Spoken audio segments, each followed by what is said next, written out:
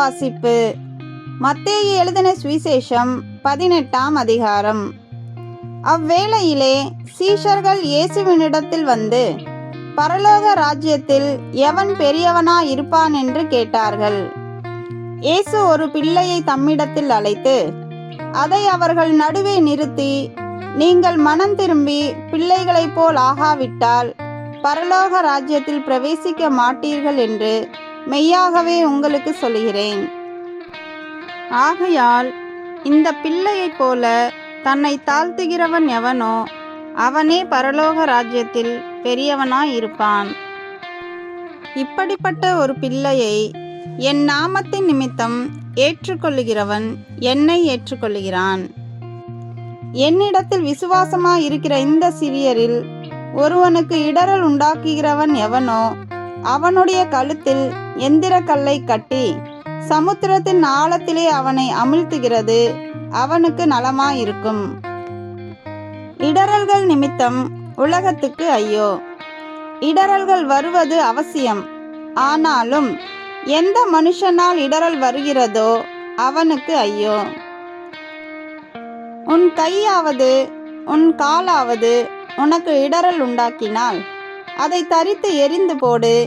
நீ 2 கையுடையவனாய் அல்லது 2 காலுடையவனாய் நித்திய அக்கினியிலே தள்ளப்படுவதை பார்க்கிலும் சப்பானியாய் அல்லது ஊனனாய் நித்திய ஜீவனுக்குள் பிரவேசிப்பது உனக்கு நலமாயிருக்கும்.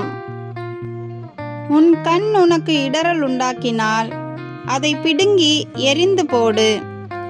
2 கண்ணுடையவனாய் எரிநரகத்தில் தள்ளப்படுவதை பார்க்கிலும் ஒற்றை கண்ணனாய் ஜீவனுக்குள் பிரவேசிப்பது உனக்கு நலமாயிருக்கும். இந்த சிறியரில் ஒருவனையும் அற்பமாய் எண்ணாதபடிக்கு எச்சரிக்கையாயிருங்கள். அவர்களுக்குரிய தேவதூதர்கள் பரலோகத்திலே என் பரமபிதாவின் சமூகத்தை எப்போதும் தரிசிக்கிறார்கள் என்று உங்களுக்கு சொல்லுகிறேன். மனுஷகுமாரன் கெட்டுப்போனதை ரட்சிக்க வந்தார். உங்களுக்கு எப்படி தோன்றுகிறது? ஒரு மனுஷனுக்கு 100 ஆடுகள் இருக்க அவைகளில் ஒன்று சிதறிப்போனால் அவன் மற்ற 99 ஆடுகளையும் மலைகளில் விட்டு போய் சிதறிப்போனதை தேடாமல் இருப்பானோ? அவன் அதை கண்டுபிடித்தால் சிதறிப்போகாத 99 ஆடுகளை குறித்து சந்தோஷப்படுகிறதை பார்க்கிலும் அதை குறித்து அதிகமாய் சந்தோஷப்படுவான் என்று மெய்யாகவே உங்களுக்கு சொல்லுகிறேன். இவ்விதமாக இந்த சிறியரில் ஒருவனாகிலும் கெட்டுப்போவது பரலோகத்தில் இருக்கிற உங்கள் பிதாவின் சித்தமல்ல.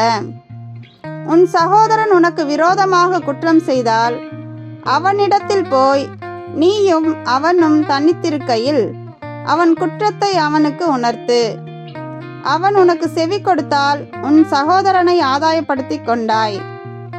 அவன் செவி கொடாமற் போனால் 2-3 சாட்சிகளுடைய வாக்கினாலே சங்கதிகளெல்லாம் நிலைவரப்படும்படி 2 உன்னுடனே கூட்டிக் கொண்டு போ. அவர்களுக்கும் அவன் செவி கொடாமற் போனால் அதை சபைக்கு தெரியப்படுத்து. சபைக்கும் செவி கொடாதிருப்பானானால் அவன் உனக்கு அஞ்ஞானியைப் போலவும் ஆயக்காரனைப் போலவும் இருப்பானாக. பூலோகத்திலே நீங்கள் எவைகளை கட்டுவீர்களோ அவைகள் பரலோகத்திலும் கட்டப்பட்டிருக்கும். பூலோகத்திலே நீங்கள் எவைகளை கட்டவிழ்ப்பீர்களோ அவைகள் பரலோகத்திலும் கட்டவிழ்க்கப்பட்டிருக்கும் என்று மெய்யாகவே உங்களுக்கு சொல்லுகிறேன். அல்லாமலும் உங்களில் 2 பேர் தாங்கள் வேண்டிக் கொள்ள போகிற எந்த காரியத்தை குறித்தாகிலும் பூமியிலே ஒருமனப்பட்டிருந்தால் பரலோகத்தில் இருக்கிற என் பிதாவினால் அது அவர்களுக்கு உண்டாகும் என்று உங்களுக்கு சொல்லுகிறேன்.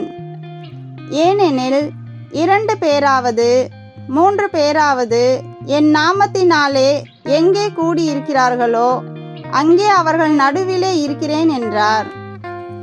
அப்பொழுது பேதுரு அவரிடத்தில் வந்து, ஆண்டவரே, என் சகோதரன் எனக்கு விரோதமாய் குற்றம் செய்து வந்தால் நான் எத்தனை தரம் மன்னிக்க வேண்டும்?